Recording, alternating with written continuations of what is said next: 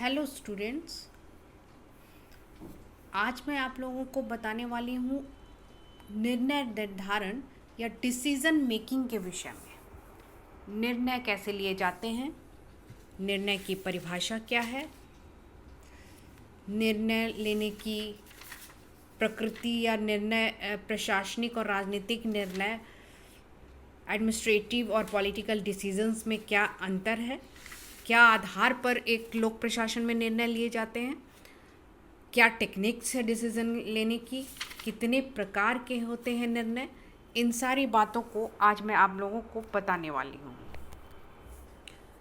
सबसे पहले हम लोक प्रशासन में यह जानेंगे कि निर्णय क्या है, निर्णय को हम कैसे डिफाइन कर सकते हैं, निर्णय को हम कैसे परिभाषित कर सकते हैं।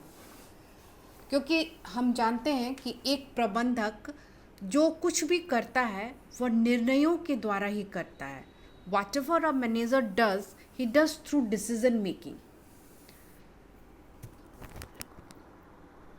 प्रबंध में मुख्य कार्य निर्णय करना होता है। किसी भी संगठन के भाग्य का भविष्य बहुत कुछ उन निर्णयों पर आधारित होता है जो लोगों के द्वारा या मैनेजमेंट के द्वारा किए जाते हैं।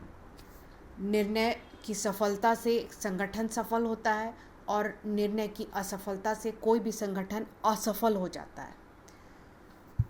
एक प्रबंधक को निर्णय लेते समय बहुत सारी कठिनाइयों से और बहुत सारी परिस्थितियों से जूझना पड़ता है। जैसे संगठन में विभिन्न समस्याएं हैं, तो इन समस्याओं में वह किस समस्या की ओर ध्यान दें, उस समस्या की अनिश्चितता का समाधान करने के लिए वह कितना समय दे, कितना धन लगाए, समस्या का समाधान कैसे किया जाए।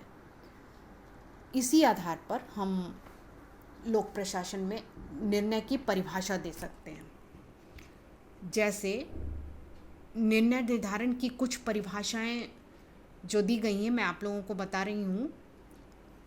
Doctor J.C. ग्लोवर ने लिखा है, चुने हुए विकल्पों में से किसी एक के संबंध में निर्णय करना ही निर्णयन है। जॉर्ज आर टेरी लिखते हैं, निर्णय किसी एक कसौटी पर आधारित दो या दो से अधिक संभावित विकल्पों में से एक का चुनाव है। J.L.S. शेकल लिखते हैं, निर्णय लेना रचनात्मक मानसिक क्रियाओं का वह केंद्र बिंदु है जहां कार्य पूर्ति के लिए ज्ञान, विचार, भावना और कल्पना का संयोग होता है। इस प्रकार जब भी किसी संगठन में बहुत सारी समस्याएं होती हैं और बहुत सारे विकल्प होते हैं, उस समय अगर सही उद्देश्य को ध्यान में रखकर कोई डिसीजन लिया जाता है तो उसे हम निर्णय कह सकते हैं। यानी कि हम यह भी कह सकते हैं कि निर्णय विचार विमर्श और तर्कों की एक प्रक्रिया है जिसका लक्षण है विवेकपूर्ण ढंग से कार्य करना। निर्णय में अनेक विकल्प होते हैं और इन विकल्पों में से एक को चुनने की प्रक्रिया को हम निर्णय कह सकते हैं। इस आधार पर अगर हम देखें स्टूडेंट्स, तो हम यह पाएंगे कि प्रशासनिक और राजनीतिक निर्णय में काफ़ी डिफरेंसेस होते हैं। जैसे कि राजनीतिक निर्णयों का कार्यक्षेत्र नीति से संबंधित होता है, जबकि एडमिनिस्ट्रेटिव डिसीजंस जो हैं वह प्रक्रिया संबंधी होते हैं।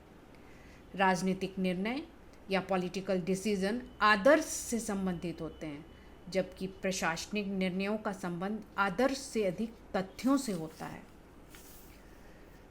अब प्रश्न यह उठता है कि किसी भी प्रशासन में निर्णय लेने के कोई आधार होते हैं।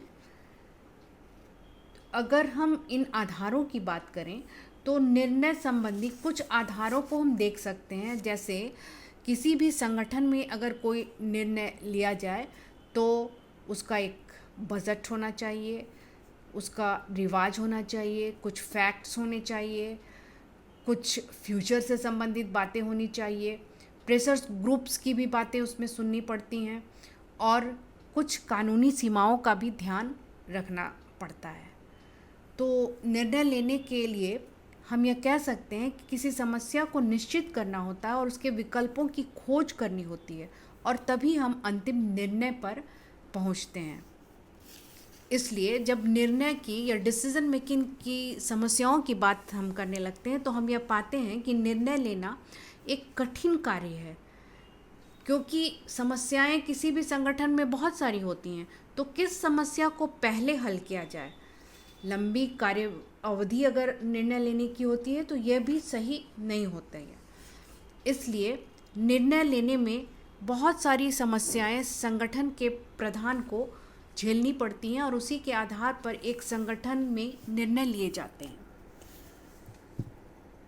अब हम निर्णयों के प्रकार या काइंड्स ऑफ डिसीजंस की बात करते हैं।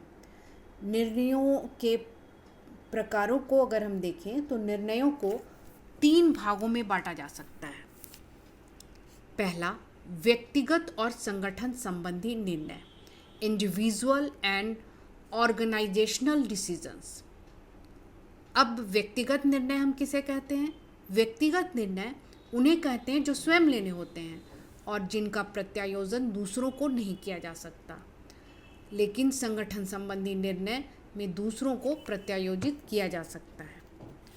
निर्णय का दूसरा प्रकार है प्रचलित निर्णय और अप्रचलित निर्णय, routine and non routine decisions. प्रचलित निर्णय नियोजित होते हैं। ये संगठन के कार्य अथवा प्रक्रिया में किसी भी प्रकार का परिवर्तन नहीं करते। लेकिन अप्रचलित निर्णय कार्यक्रम विहीन होते हैं। ये संगठन के स्वरूप और उसकी प्रक्रिया में मूल परिवर्तन कर देते हैं। ये उसकी पद्धति को बदल देते हैं। निर्णय का तीसरा प्रकार है सकारात्मक और नकारात्मक निर्णय, पॉजिटिव एंड नेगेटिव डिसीजंस।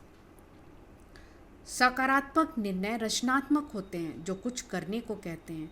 नकारात्मक निर्णयों के द्वारा कर्मचारियों को कोई कार्य करने से मना किया जाता है।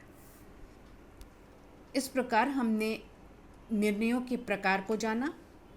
एक अच्छे निर्णय के लिए यह ज़रूरी है कि निर्णय नियमों और सीमाओं के अंदर हो, निर्णय समाज के लिए अधिक से अधिक लाभदायक हो, निर्णय का नैतिक आधार सुदृढ़ हो, निर्णय मितव्ययिता को बढ़ाने वाला हो, निर्णय अधिकृत अधिकारियों द्वारा ही लिया जाए, निर्णय उचित समय पर लिया जाए और निर्णय पूर्ण हो।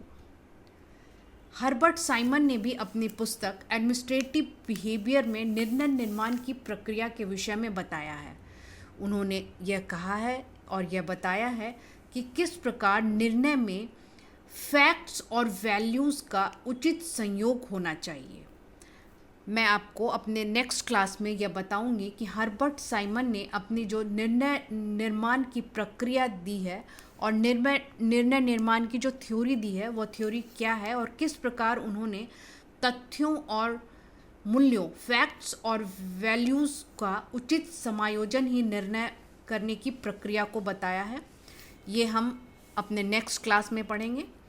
आज मैंने आपको निर्णय की परिभाषा बताई, निर्णय लेने की प्रक्रिया के विषय में बताया, प्रशासनिक और राजनीतिक निर्णय के विषय में बताया और निर्णय एक अच्छे निर्णय लेने के क्या आधार होते हैं इसके विषय में आपको मैंने बताया।